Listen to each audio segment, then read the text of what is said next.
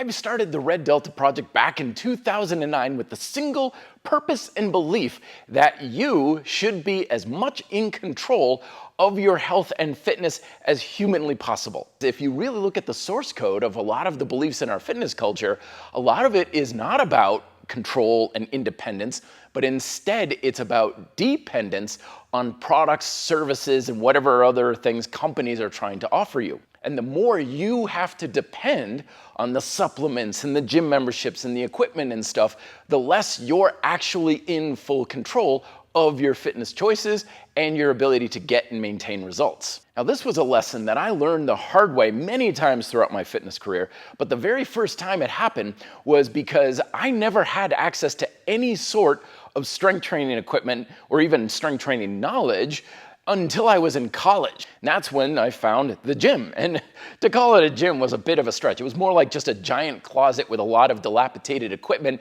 It wasn't even like signage posting what it was. It was just like this door that you had to find kind of on your own. It was almost a hidden gem, but boy, what a gym it was. This is great. I really like what strength training is doing for my body.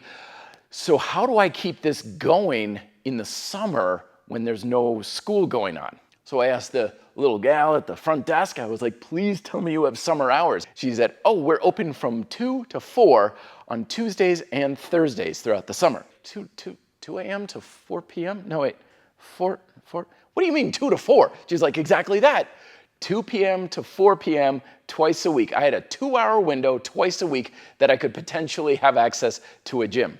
And as luck would have it, that summer, the job that I took on involved not so much set hours. I would just show up at work at 7 a.m. and they'd give me a list and they'd be like, great, here's everything you need to do. You're done when you're done. It could take you 5 hours. It could take you 13 hours. So each Tuesday and Thursday, I was racing through this fairly physical, labor-intensive job so I could meet that window and be able to make sure I got my workouts in. But after several weeks of trying to do that and stressing out and missing workouts, and sometimes I would skip lunch and I would show up for the workout hot, tired, and hungry and kind of feeling a little lightheaded and stuff, I thought, there's no way I can keep this up, and I ended up quitting. And this sort of pattern repeated itself all throughout the first 10, 15 years of my training career. As I would find something that I loved about strength training or fitness or diet or whatever, but it created so much of a dependence on a location or a product or some sort of a high maintenance set of habits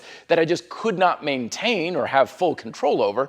And I realized that if I can't control my access and ability to maintain those habits, how much control can I reasonably say I have over my own health and fitness? And that's why over the years, I've cultivated my methods of calisthenics and bodyweight training, suspension calisthenics, isometrics, very simple eat to satisfy strategies.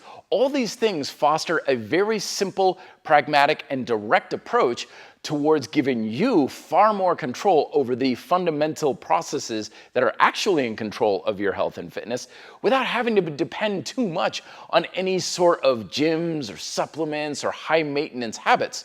So that's a little background here for the philosophical approach here at RDP for your Fitness Philosophy Friday. Let me know if you have questions down below, and more resources are here for you to dive deeper into this rabbit hole of creating more of a sense of fitness independence rather than dependence to give you more power, control, and freedom over your healthy lifestyle. Thank you very much for watching. Be fit and live free.